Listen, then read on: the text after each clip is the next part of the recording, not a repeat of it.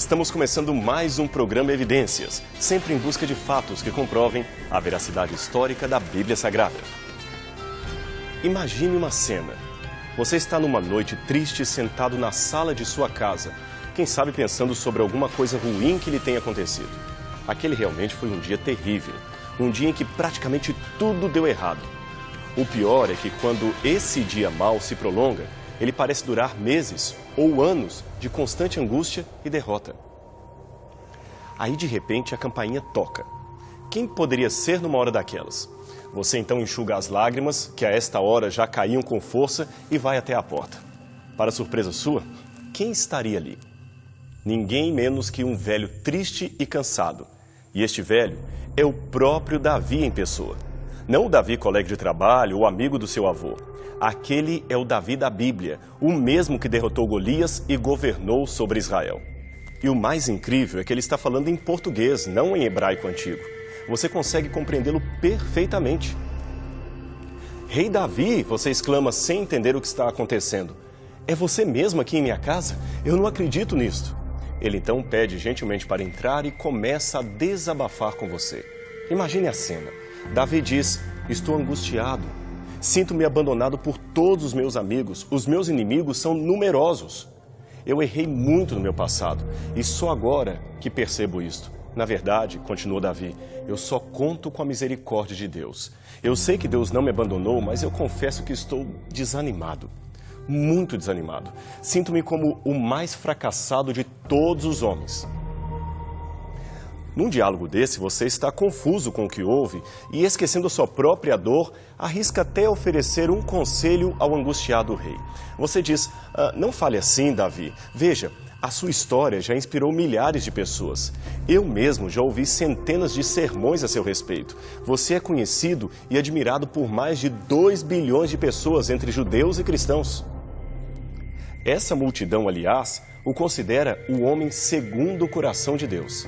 E assim a conversa prossegue num tom de afinados, desabafos, cordialidades, aonde você e a personagem bíblica parecem quase 2 irmãos.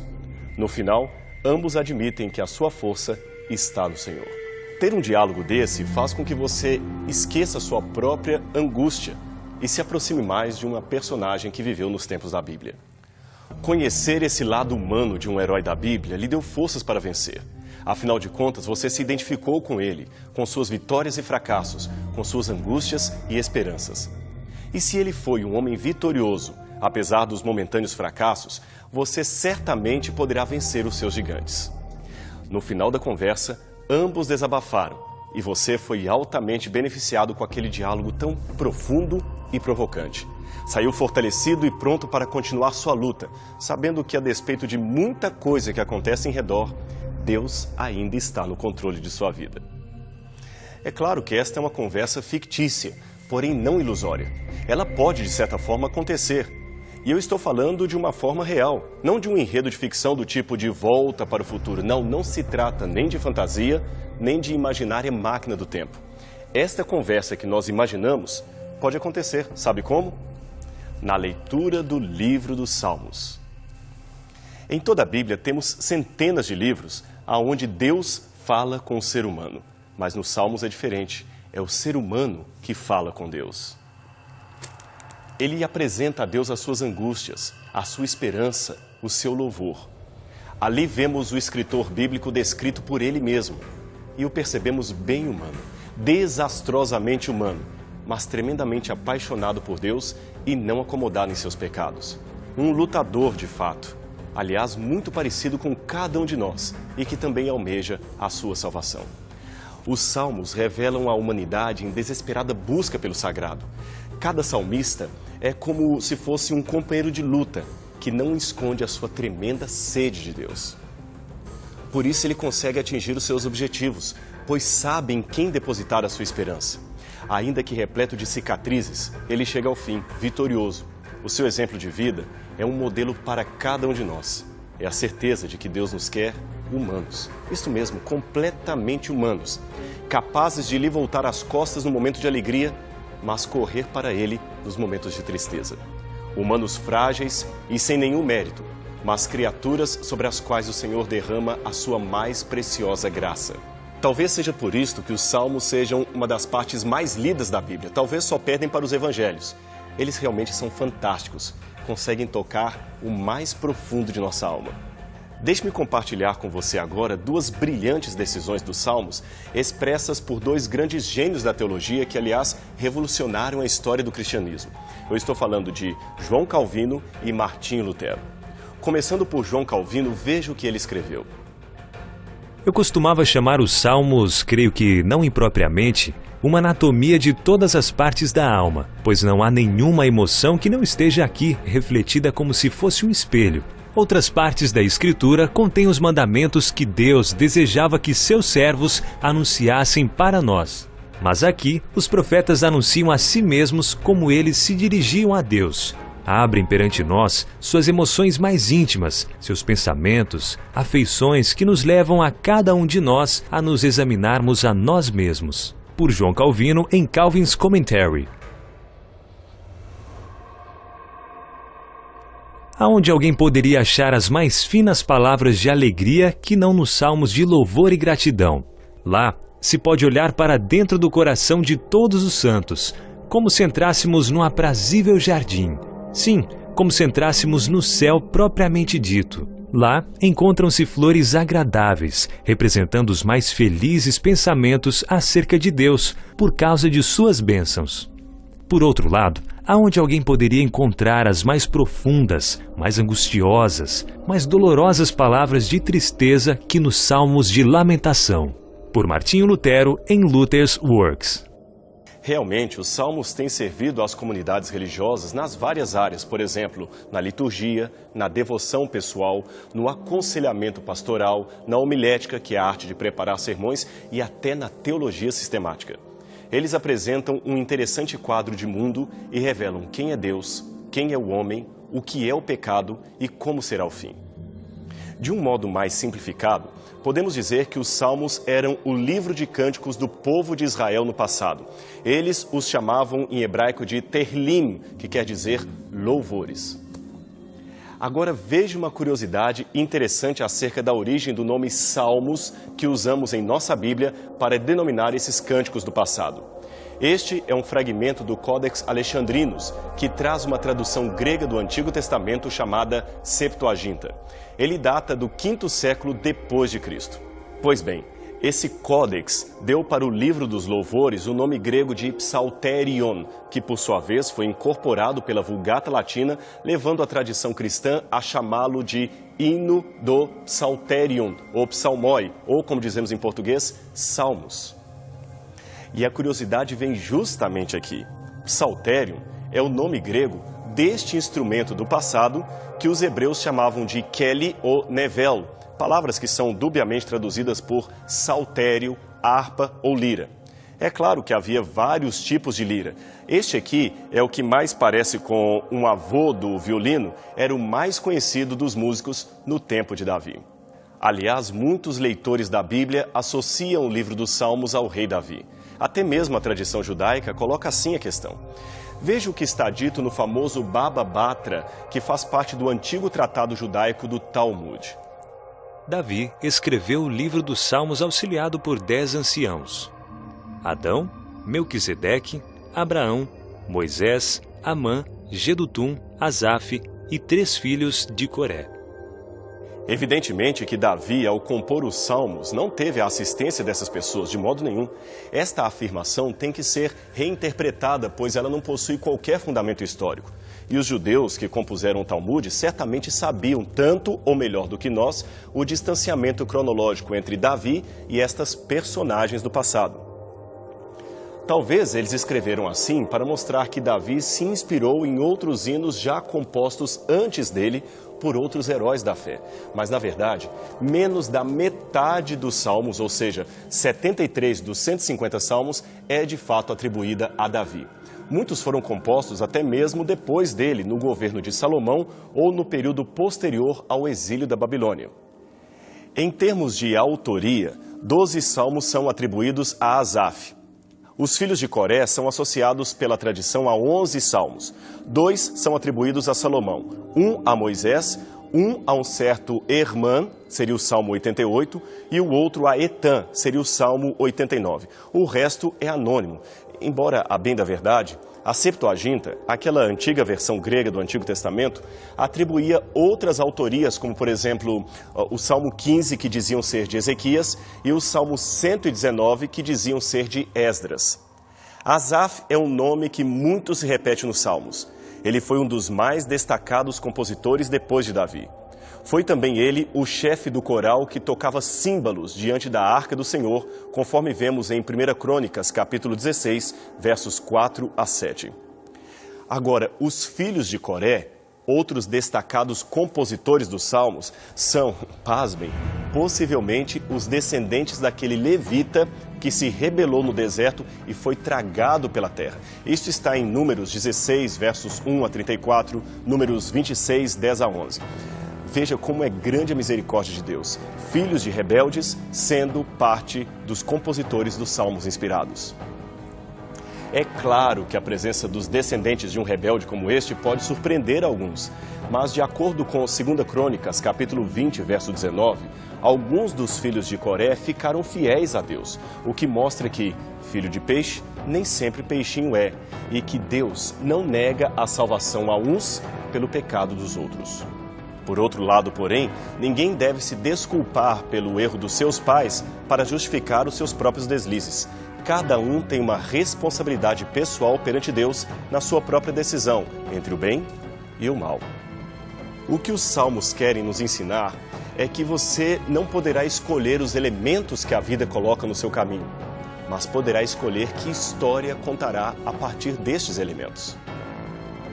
Há alguns anos, o especialista em música e teologia John Arthur Smith, que hoje vive na Noruega, escreveu um artigo científico publicado pela Universidade de Oxford, no qual afirma que nem todos os salmos eram cantados no templo.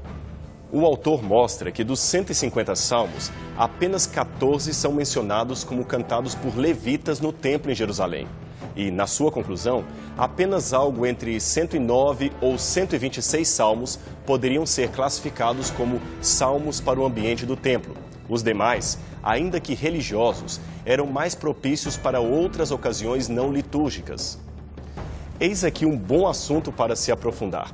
Aparentemente, segundo as conclusões de Smith e outros especialistas, uma música não é automaticamente própria para a liturgia de um culto apenas porque é religiosa. E também não é necessariamente má apenas porque não serve para ser executada num culto solene. Bem, isto é um insight sobre a música. Cabe aos estudiosos se aprofundarem mais nesse tema.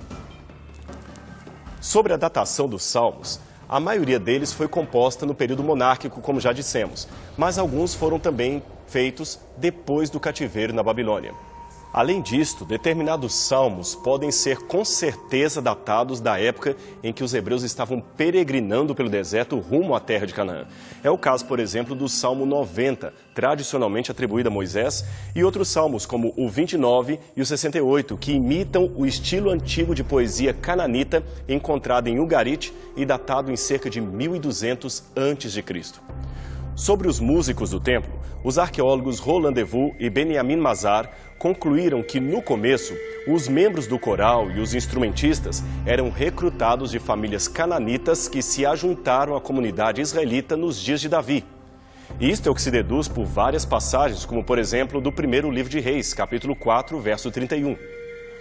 De fato, quando vemos dois compositores chamados Herman e Etan, percebemos que estes são típicos nomes não israelitas. Contudo, o Salmo 150 fala de instrumentos usados pelos levitas no templo. Então fica difícil saber se levitas e gentios podiam tocar e cantar juntos num templo judeu. Aparentemente isto não seria possível, mas existem muitos elementos inconclusos a esse respeito. Hoje existe uma atenção dada ao tipo e caráter dos salmos que ajuda a responder como e por que possivelmente eles foram compilados. É que muitos acadêmicos sugerem que existam pelo menos 3 diferentes tipos de composições dentro do livro dos Salmos. Primeiro, nós temos o louvor. Segundo, a ascensão, peregrinação. E, por fim, em terceiro lugar, o Salmo de Lamento. Os salmos de louvor comportam o terrilá ou terrilim no plural, que seriam canções de louvor e adoração a Deus por sua majestade. É o caso dos famosos salmos de entronização, onde Deus é apresentado como o rei do universo. É o caso do Salmo 47, Salmo 93, Salmo 96, etc. Em outras palavras, é o louvor a Deus por sua divindade.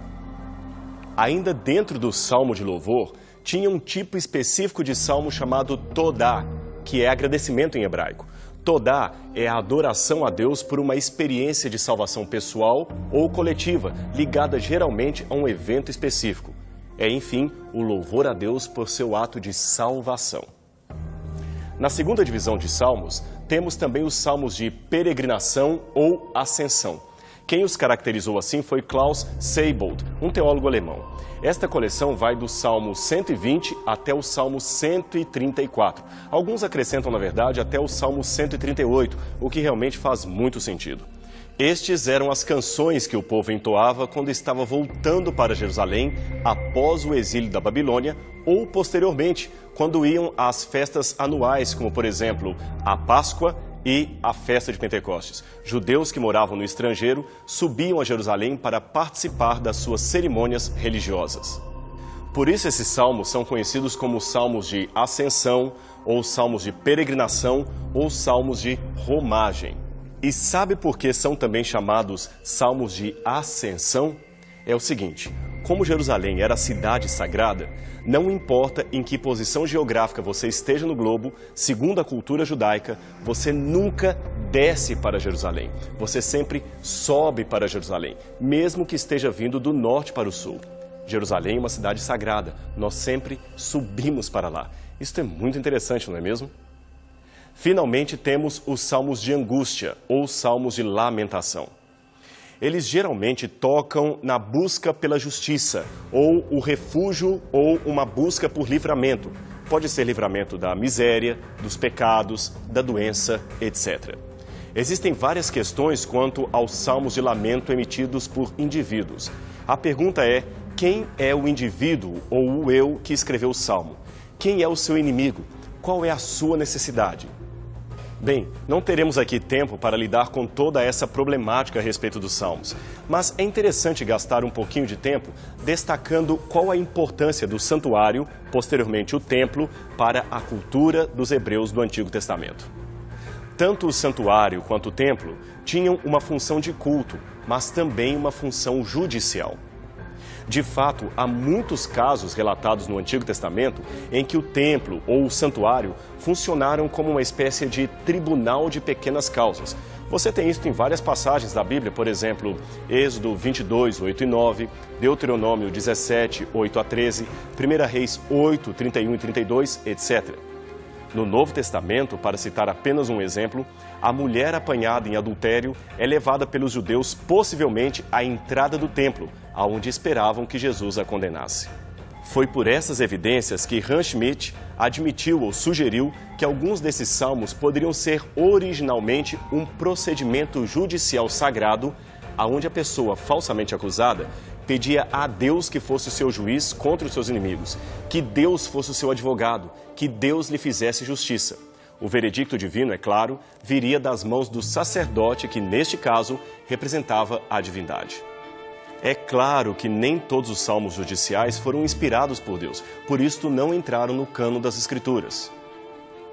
Também é claro que esse antigo papel do sacerdote como representante do julgamento divino não se ajusta mais à nossa cultura, porém permanece interessante a disposição dos hebreus de buscarem primeiramente em Deus a justiça para a sua demanda terrena. Hoje a tendência parece ser o contrário, de confiar apenas nos homens e deixar Deus fora dessa. Mais recentemente, um autor chamado Walter Bernheim propôs um elemento adicional a essa história. Ele tomou vários salmos, como o 2, o 3, o 4, o 5, o Salmo 10, o Salmo 16 e até o 23, para propor que, em algumas vezes, o santuário teria servido como uma espécie de asilo político, como as antigas cidades de refúgio. O santuário era, portanto, um lugar de amparo para pessoas perseguidas ou rejeitadas devido a uma situação qualquer. Sendo assim, alguns salmos poderiam ser um tipo documento de defesa que as pessoas escreveriam e entregariam ao sacerdote para que este averiguasse a sua sinceridade ou endossasse a sua inocência. Depois do livramento, é claro, alguns desses documentos que haviam sido inspirados por Deus se tornaram hinos de louvor e foram incorporados no cânon da Bíblia Sagrada. Assim, na liturgia dos judeus, porções desses tipos de salmos eram recitadas ou cantadas pela multidão, possivelmente em forma de antífona, isto é, com um sacerdote falando a primeira frase e o pessoal repetindo com uma frase paralela. Realmente deveria ser uma cerimônia muito especial, uma cerimônia muito bonita. E deixe-me dar-lhe uma informação adicional. Você já viu que em algumas traduções da Bíblia aparece nos salmos a palavra sela? Esta palavra parece ser uma indicação musical ou litúrgica, que poderia ser uma pausa, uma repetição ou uma mudança de voz. Ela aparece muitas vezes no texto hebraico das Escrituras. Você viu, portanto, como é rica a história dos Salmos? Pena que, a despeito de muitas teorias e possibilidades, não sabemos com exatidão como e por que eles foram finalmente compilados para chegar até a forma que temos hoje em nossas Bíblias. Mas uma coisa podemos dizer: o Espírito Santo certamente direcionou todo o processo. Existe, porém, um salmo muito especial que ainda está sendo composto. Ele não foi terminado, mas quando estiver concluído, poderá ou não ser anexado noutra escritura sagrada que Deus em pessoa está compilando. Eu estou me referindo ao Salmo da sua vida e ao livro da vida do Cordeiro. O Salmo da sua vida é um elemento que pode conter lamento, adoração, angústia, agradecimento, tristeza ou alegria. Um salmo que falará das suas lutas, da luta de alguém que também almeja muito estar com Cristo. Como eu disse, esse salmo da minha vida, da sua vida, está sendo escrito agora. E somos eu e você, no nosso próprio salmo, que daremos o seu enredo. Afinal de contas, esse salmo é delineado na decisão que fazemos de estar ou não incluídos no livro da vida do Cordeiro. Aquela maravilhosa escritura de salvação que Deus está compilando agora no céu. Portanto, se alguma coisa ainda resta ser dita, eu apenas aconselho a você: não permita jamais que o salmo de sua vida seja apagado do índice da salvação escrito por Deus. Pense nisso. A gente se encontra no próximo programa Evidências.